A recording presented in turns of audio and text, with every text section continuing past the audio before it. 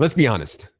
No one cares about Sunday's game. All they care about is props,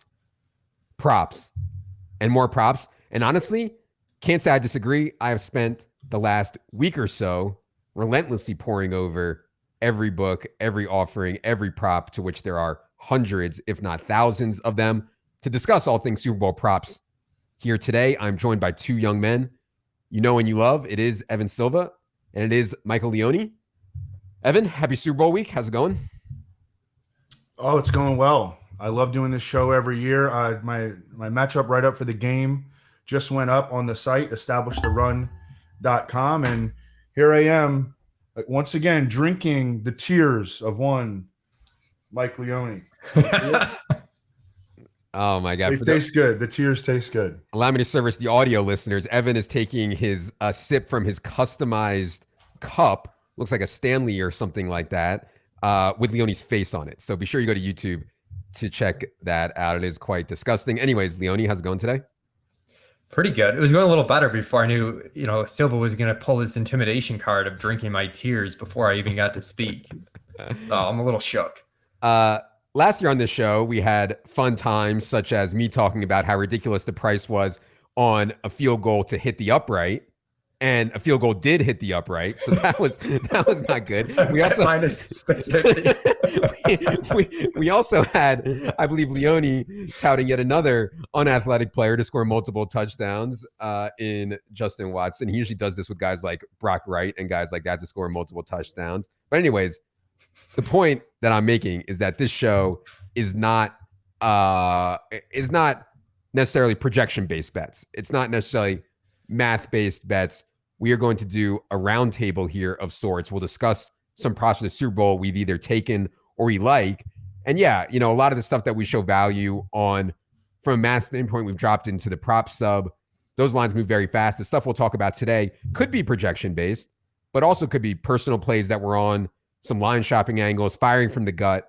Who knows? We're here to have fun. It is, of course, the Super Bowl after all. My first one is one that I hope Evan likes.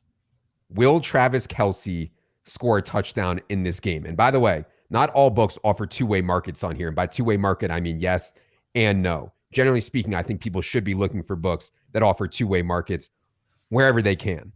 This is, will Travis Kelce score a touchdown on Sunday? No is my play. Minus 105 on Circa. It's minus 120 on DraftKings. It's minus 130 on ESPN. One point I want to make about this specific Super Bowl. It is in Las Vegas. Rich whales are coming in from all over the world. The public is descending on Vegas for this game. You get enough of these people and lines can move. And honestly, maybe the lines on this Kelce stuff already have. I mean, I can't freaking leave my house without someone telling me the NFL is rigged. Goodell is in on it. They want the Chiefs in the Super Bowl for ratings. Taylor Swift makes them all this money, so Kelce's going to score a touchdown in this game. It's sickening. So look, I get that Travis Kelce is playing really well in the playoffs. He's still 34 years old. He scored just 5 touchdowns all regular season. He has a very difficult matchup, I think, with the highly athletic interior of the 49ers.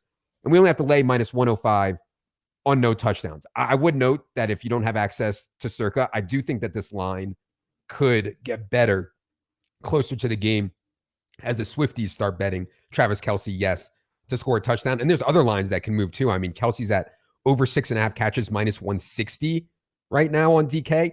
That could go even higher. We have Kelce's median at 7.0 right now. So if that gets even higher, 7.5, or really good juice on under 6.5, I'm interested there as well. So Evan, I know Travis Kelce stole your girl. What do you think about Travis Kelce? No touchdown in Sunday's game. So how I wrote it up, it's a really difficult matchup for Travis Kelce. Really difficult. Through 2 playoff games, the 49ers have allowed 7.8 yards per reception and 5.3 yards per target to opposing tight ends. They have the most athletic linebacker duo in the NFL in Fred Warner and Dre Greenlaw, so they're very much equipped to deal with someone like Travis Kelce or any athletic tight end. During the regular season, the 49ers were also obviously very tough on tight ends, allowed the 6th fewest fantasy points to the position. The thing that scares me, obviously, are the things that we know and that's the on-field connection that Patrick Mahomes has with Travis Kelce, and he's still a really good route runner, even though he doesn't move as quickly as he used to. Yeah. So I wrote in my write-up that I'm passing on Travis Kelce stuff, but I think that if I were to pick a prop to go under on it, I think it would be his touchdown projection. Okay, yeah, and to be clear, we do not show edges from a projection standpoint on Kelce unders.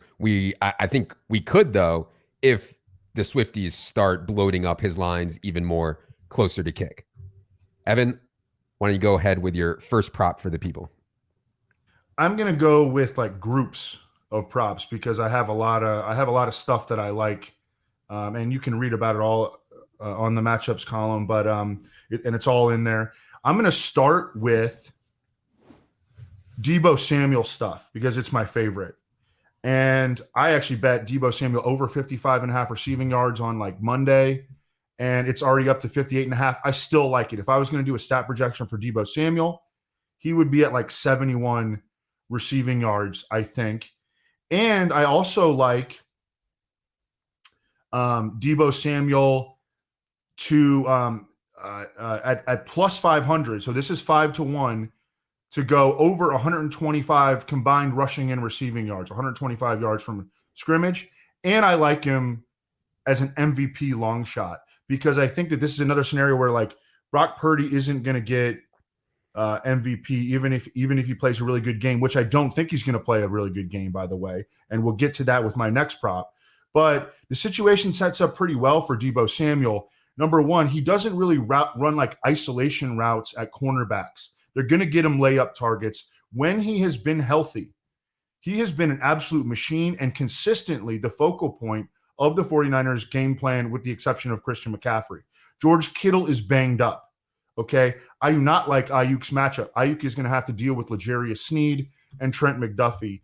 Deebo Samuel has the best matchup in the 49ers pass catcher core, and obviously we know how dynamic he is and how he is featured and awesome whenever he's healthy, and he's healthy right now.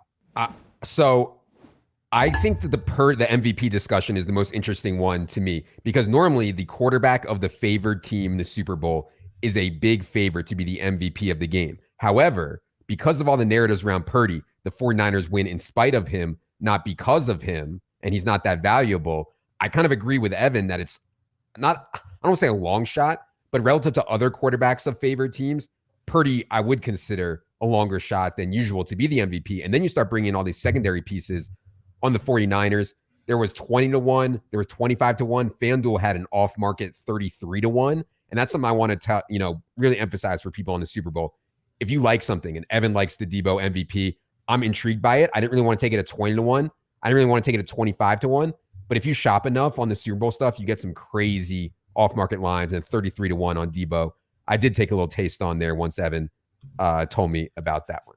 Yeah, the other nice thing with the Deebo MVP is like you get some leverage off CMC and Purdy, who are the favorites for MVP for the 49ers. Because if Deebo can get a rushing touchdown, it's a non-Purdy play. Right. It's taking away from CMC. And, that makes it interesting. Sometimes it's hard for the pass catcher to separate unless you get like, a 10, 11 catch type game. Right. But And I actually like Christian McCaffrey as an MVP bet. He's right around 5-1 where I've seen it.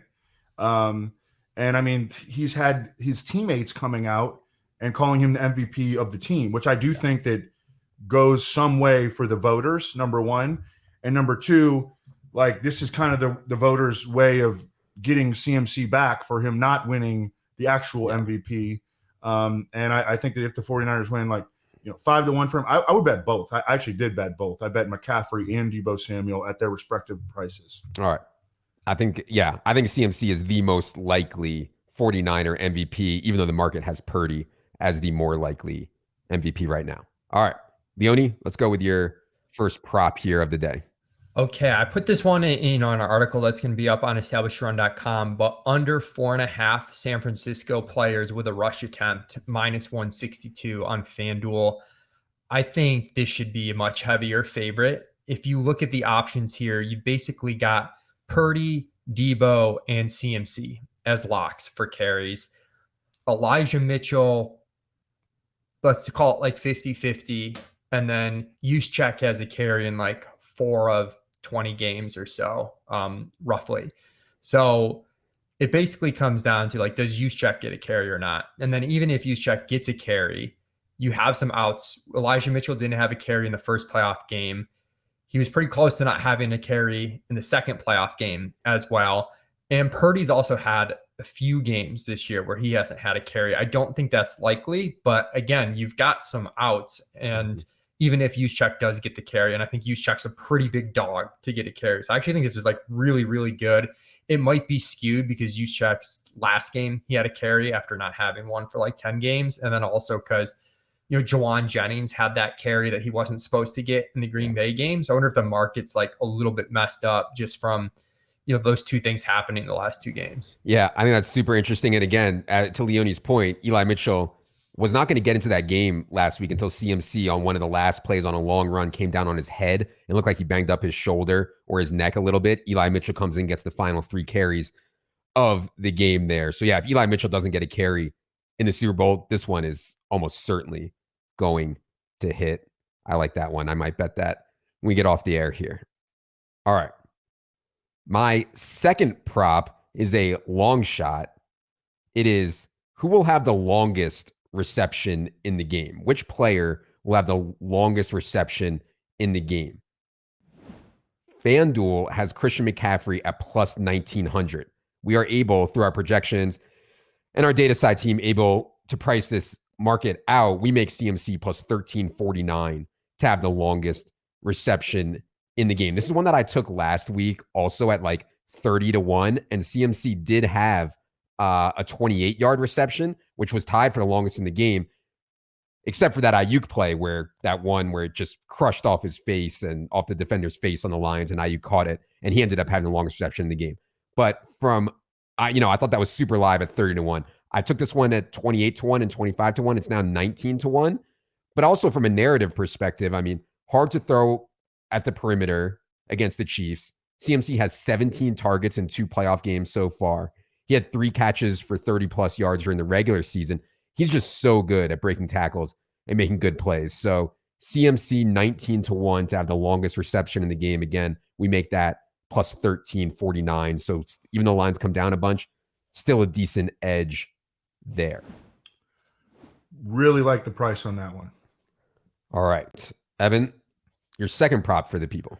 I'm just going kind of all in on anti-Brock Purdy. I'm really worried that he's not going to play well. Again, George Kittle didn't practice during the first week of, the week leading up to the Super Bowl. I mean, obviously, I think George Kittle is going to play, and I think he may play fine, but he didn't practice with a toe injury. Toe injuries scare me. I don't think Ayuk is in a good spot. Ayuk has been Purdy's dude for really a year and a half. I remember going back and looking at when I was doing my 49ers team preview, and I looked at how efficient Purdy and Brandon Ayuk were last year in the 8 or 9 games or whatever that Purdy started. And I was like, I'm moving Brandon Ayuk up my rankings, and he wound up being like a second team All-Pro. I think he's in a tough spot. I think they're going to lean heavily on Deebo, Christian McCaffrey. But I think that, look, if you look at the way that the Chiefs defense is playing right now, they face Tua, Josh Allen, and Lamar Jackson in each of their first 3 playoff games, and they shut them all down. Combined 57% completion rate, 5.7 yards per pass attempt, 3 touchdowns, 2 interceptions. I mean, none of those quarterbacks played well, and those are some of the best quarterbacks in football. Lamar Jackson going to win MVP. Josh Allen's probably going to finish second or third in MVP voting. So I'm just really – I took the under on Purdy first half passing yards at 126.5. I took the under on his full game passing yards at 246.5. And I took the under on his touchdown passes at 1.5 touchdown passes at minus 105. Only 2 NFL teams during the regular season allowed fewer yards per pass attempt than the Chiefs. And the blitzes and everything that Steve Spagnuolo is going to bring. This defense is on fire, and I think it's going to get the best of Brock Purdy. Yeah, I think it's interesting, Leone, on the Purdy stuff. And we did take as an official Purdy under 32.5 pass attempts in this game. And I talked to Davidow about this a little bit too on the show last week. How do you factor in what we've seen from Purdy in his last, 3 or 4 games where he has been bad? I mean, since the Ravens game, I do not think Purdy has been good at all. And that I'm talking about that Ravens regular season game, obviously. But before that, man, the guy was absolutely. I would say he was good in the second half against the Lions, but the Lions have like one of the worst defenses in the league. Nick Mullins was good against the Lions also. You know what I mean? Right. So, yeah. So how do we contrast that with the full season scope on Purdy? So, yeah, I don't know. Like, Evan Clear thinks the market hasn't reacted enough to Chiefs defense and the way Purdy's played lately. I think you can make a case that maybe Purdy finds his form here, but it's still a very, very difficult matchup. So, yeah, any thoughts on handling Purdy from a projection standpoint? Leone, and then you can go to your second prop also. I mean, it's been difficult, not just for the reasons you said, but just all year long because they've been such an outlier from an efficiency standpoint. And in particular, like marrying the efficiency with the volume, because sometimes you're projecting more volume because you're assuming some regression in the efficiency, right? Like if you're averaging 10 yards per attempt, you're going to have less pass plays because you're completing them at a high rate. You're having these drives that don't have a lot of plays. So we've had some difficulty where we've kind of over projected his attempts over the course of the season. Part of the reason why we liked this under here, but the flip side is if he's inefficient like Evan thinks he is, they're going to throw a little bit more. He's probably going to have to because they're going to have more plays per drive, more efficiency, more likely to be trailing in the game. So it's been kind of a nightmare. We have his efficiency a little worse than we probably would have it in a regular season game, but we still have him over 8 yards per attempt, which is really, really good for any quarterback. For him, it's low, but for the offense, I should say it's low, but yeah, for him, it's quite high. It is high, especially against this defense, because again, Lamar Jackson, Tua, Josh Allen in these last 3 games combined average 5.7 yards per pass attempt against the Chiefs. They are on fire right now. Yeah, I do say I probably like Purdy in this game a little bit more than Evan. I don't love him, but whether it's due to Purdy, due to Shanahan, or the offense overall, I do think, the San Francisco offense is still going to run pretty well. All right, go ahead with your second one here, Leone. Okay, I'm going to take under on this kind of collection of bets. Like Evan said, he's grouping bets, but I think some of these rush yardage totals are too high. Evan and I might disagree a little bit on some of these, but like the game total rush yards under 233.5, I think that's minus 110 on FanDuel, and it's like 235.5 minus 115 on Caesars.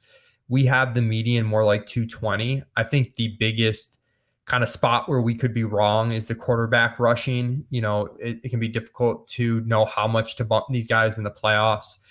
We painfully lost to Mahomes under the first week where he ran literally twice, but he scrambled for so many yards that he went over anyways.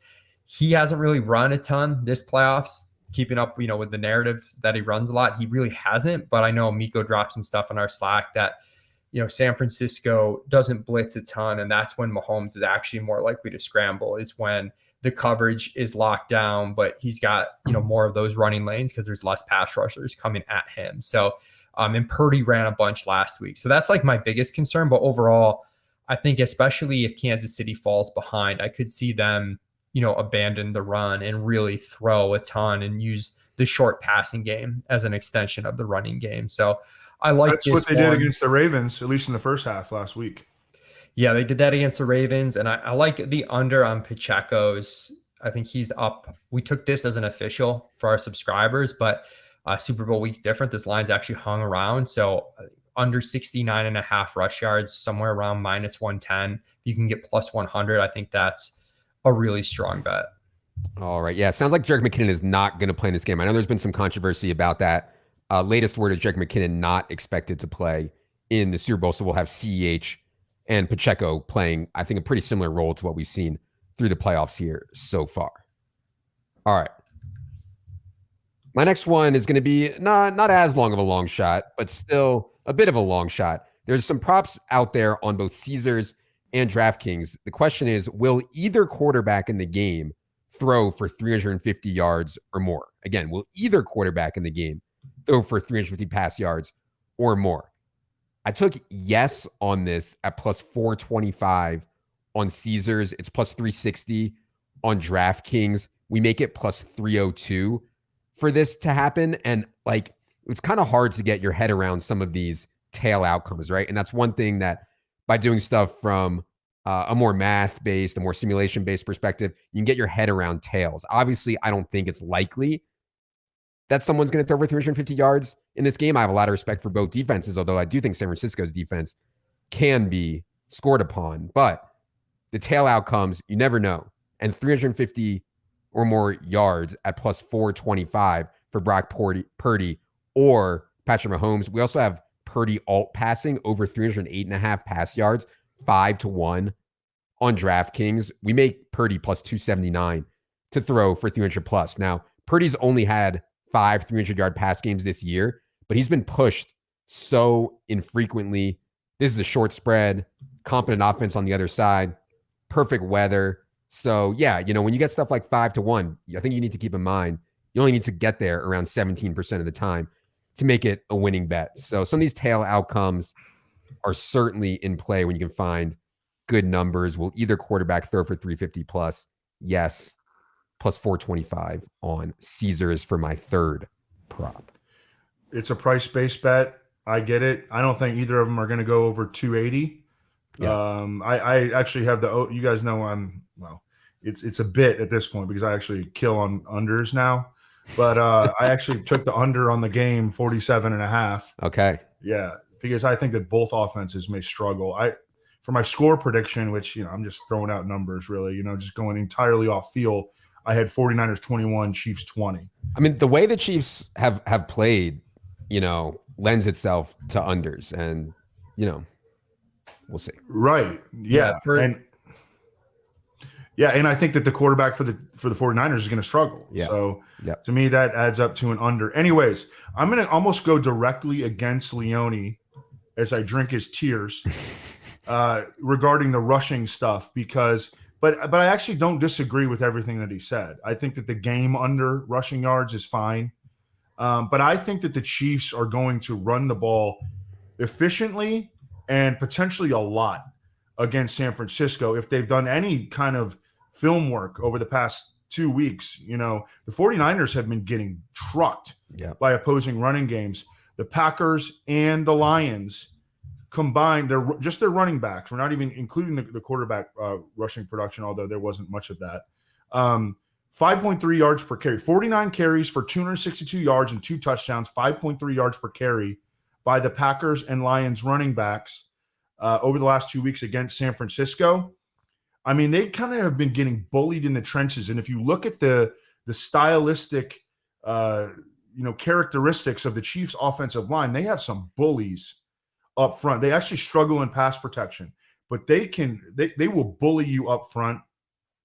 Isaiah Pacheco has, over his last 4 games, and first of all, he's rested in 4 of the last 9 weeks. So he has relatively fresh legs. I believe in that as an actual factor late in the season. Over his last 4 games, averaging 23.5 touches for 115 yards and a touchdown over his last 4.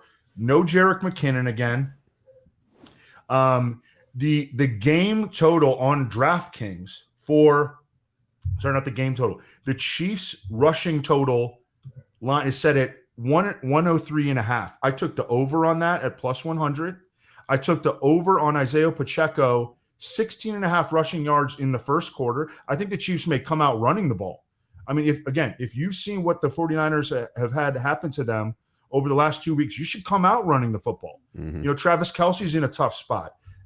We're leaning on MVS, and I mean, Rashee Rice is really strong, but like running the foot. And I also think that Mahomes can have a big rushing game. I also took him at over 26.5 rushing yards. Over his last 15 playoff games, he's averaging exactly 26.5 rushing yards. So that's maybe played into how they set this line. But in what I think is going to be a tight game where his pass catchers are not in great spots, I think that Patrick Mahomes can get to 30 rushing yards. Pacheco can get to 65, and they can sprinkle in a little bit from CEH or whatever, and we can get to over 103.5 rushing yards from the Chiefs as a team. Yeah. I'll talk more about the first quarter stuff here in a second because I have a first quarter bet. Also, generally speaking, on the Mahomes rush stuff, that's been one that we've looked at a ton because every week, it seems like there is a Mahomes rushing line that's up there in the 20s. It got as high as the 30s at some point during the regular season. And it's been tough to get a handle, I think, on how much Mahomes will run. There is some evidence here that Evan pointed to. And I think there's some other stuff out there that this could be a nice rushing day for Mahomes. So I thought that one is interesting as well. 49ers during the regular season allowed the 11th most rushing yards to quarterbacks. All right. Leone, I believe we're up to your third prop. Yeah, one thing, just listening to you guys talk about how Kansas City might run a little bit more from the start. I do think the play volume in this game could be lower than people think. Like they want to think it's going to be a shootout. And again, we like some stuff on the tail outcomes because there's a chance that if KC gets behind, they just, Mahomes drops back 45 times in this game. There's a chance that, Purdy is able to be really efficient because of the way the San Francisco offense operates. So that's why, the tail outcomes like Adam gave on the pass yards make sense at longer odds.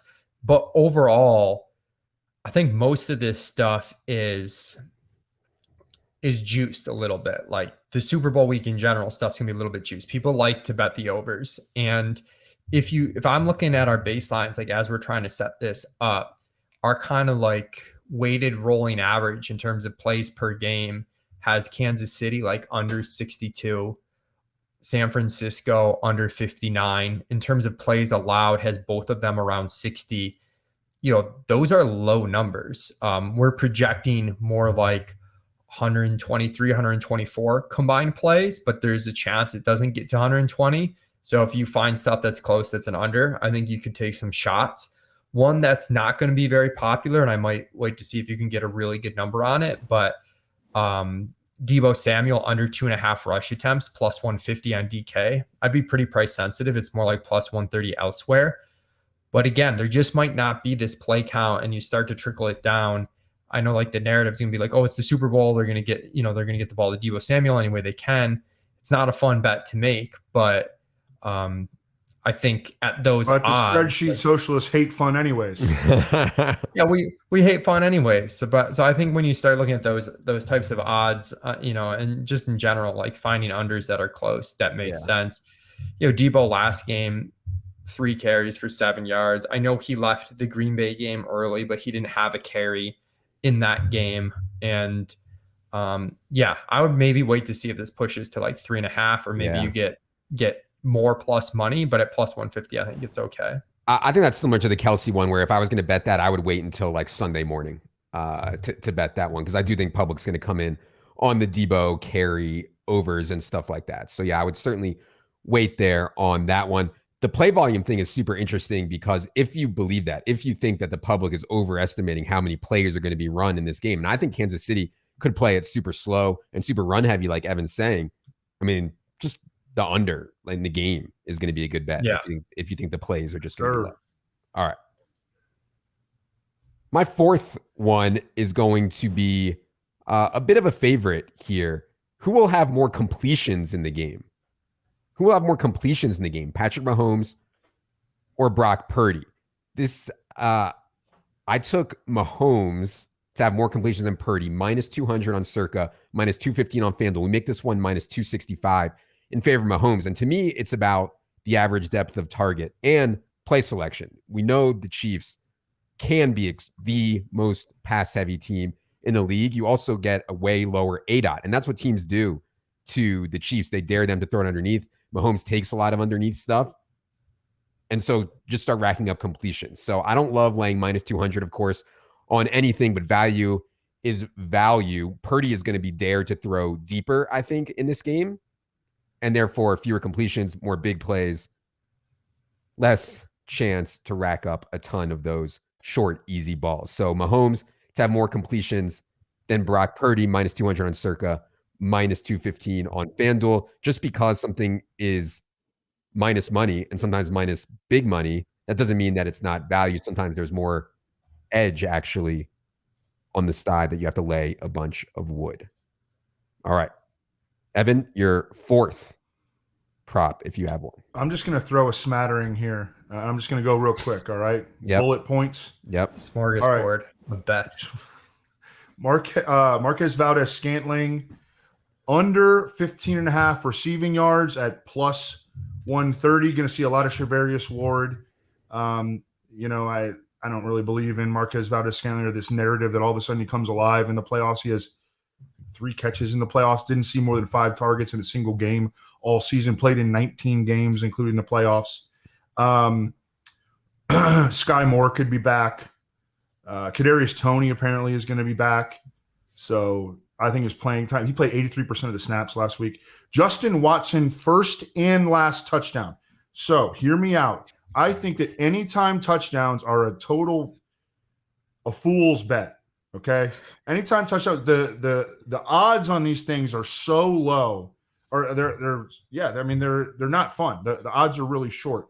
Look at the first and the last touchdown scorer and the odds. Like Justin Watson to score a touchdown anytime is like 5-1. For him to score the first touchdown is 35-1. For him to score the last touchdown is 30-1. So I'd rather take my chances on the longer shot. And there is a scenario, if he scores the first and the last touchdown, then we're really cooking, and we're going straight to the strip club. So I think, and I'm taking Brandon Ayuk under 62.5 receiving yards. That scares me. Brandon Ayuk, one of my favorite players in the league, but from a matchup standpoint, in a game where I think that Brock Purdy is going to struggle, I'm willing to go around even money, 62.5 receiving yards under Brandon Ayuk. Leone, are you offended that Silva stole your Justin Watson to score multiple touchdown bit? I thought this was only Leone's bit with dusty players to score multiple touchdowns in a game. Yeah, at least I had more Sklansky bucks than him, just given the long odds last year. So I got to double check the math on this anytime versus betting both the first and the last. Like, it's possible that Evan's right, but like, it's possible he's not as well there. I got to double check. I mean, let's just use feel and logic here. Okay. Do you ever see the books advertising, bet the first and last touchdown? Never. Maybe sometimes. Not both of them, but they advertise one of them. Excuse me. Sometimes you'll see the first touchdown, okay? They're always advertising anytime touchdowns. That's all you need to know, bro. All you need to know. First and last touchdown, Justin Watson. Bet them both and rake in the dough. Yeah. Watch that bankroll grow. To Evan's point, it is a Super Bowl. We're here to have fun. Why take a 5-1 on Justin Watson when you get a 30-1 on Justin Watson? But yeah, because there's probably going to be 5 touchdowns scored, so it's about the same. That's why. The anytime touchdown stuff, people do love that stuff. It just tilts me when they don't offer a no on the market, right? Like, in order for it to be a fair market, they should be offering, yes, Justin Watson's gonna score a touchdown, and let me bet the no. Let me lay a bunch of wood on the no if I like the other side. But they don't do that so they can hold more and more juice without showing people. So that's my biggest thing against the anytime touchdown markets. All right. I'd say FanDuel I've seen, just in our tool and whatnot internally, like they seem to consistently have the best odds on the anytime. BetMGM sometimes has some really good outlier ones if you, are alive to bet more than $2 over there. But right. So I'm gonna go Noah Gray anytime touchdown. Baby. At plus 950. They don't try. I mean, Tony's a disaster. Hardman's completely phased out. The bet's got to win, and this one ain't winning. So Noah Gray. Price doesn't matter if you win, right?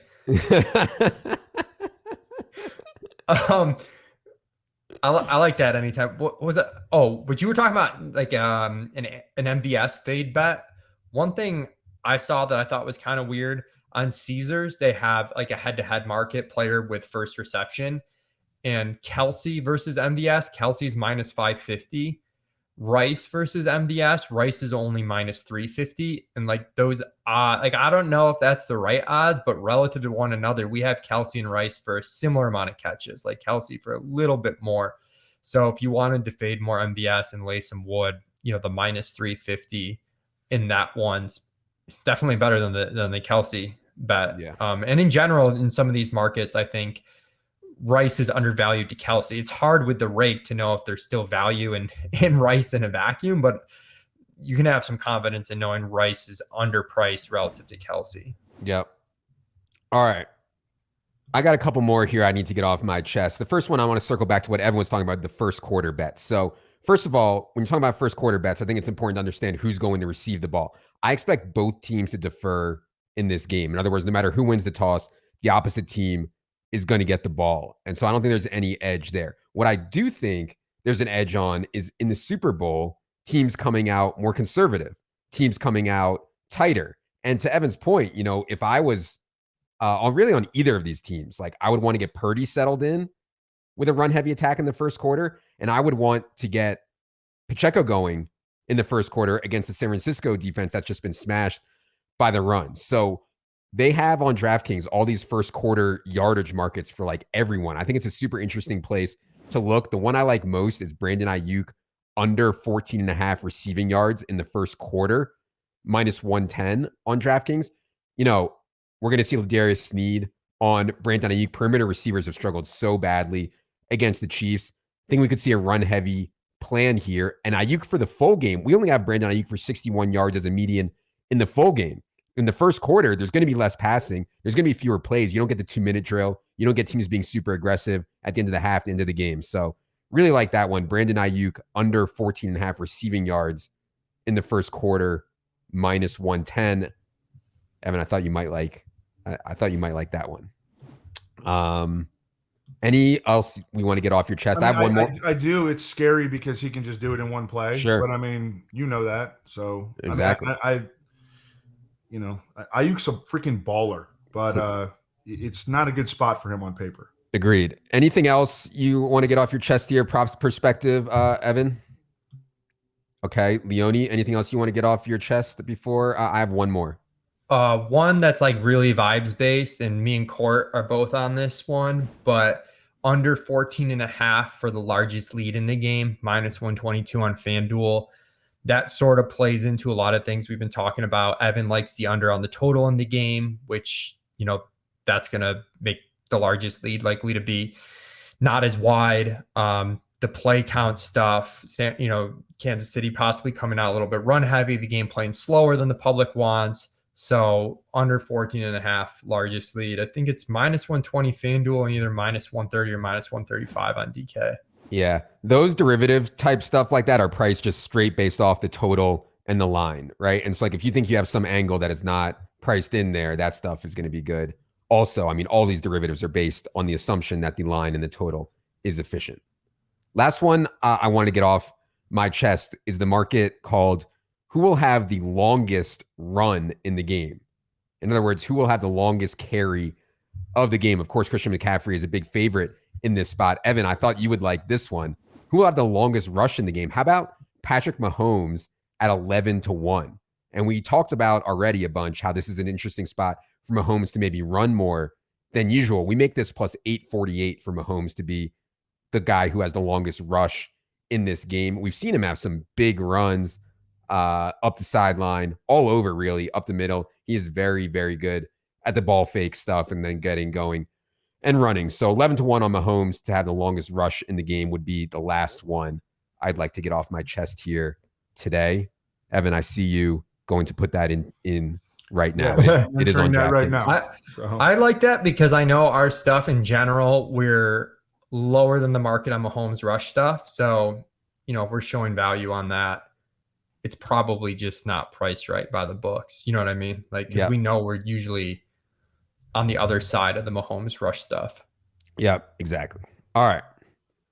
This was fun. Our annual props show. For more on the Super Bowl, head to the site. We have an incredible amount of Super Bowl coverage up. For more on props, we asked everybody on the staff to submit a prop that they like. You can get on there and read about that. We also have Thorne's mismatch is up, and Silva's matchup is up as well.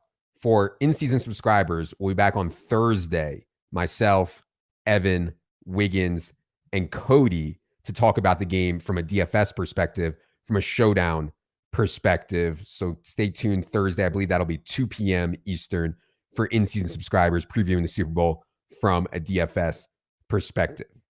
Beyond that, we'll be back sometime soon after Super Bowl to start talking about the 2024 NFL season. Actually, Evan, I think we should look back at the 2023 season first, go over some of our biggest hits and misses, and then we'll get into the 2024 NFL season. Just can't wait to talk about Alexander Madison again. Yes, it'll be good times. 4, Evan. For Leone, for everyone on the props team, for everyone on the sim team, appreciate everyone's hard work here ahead of the Super Bowl. I am Adam. Good luck, everybody.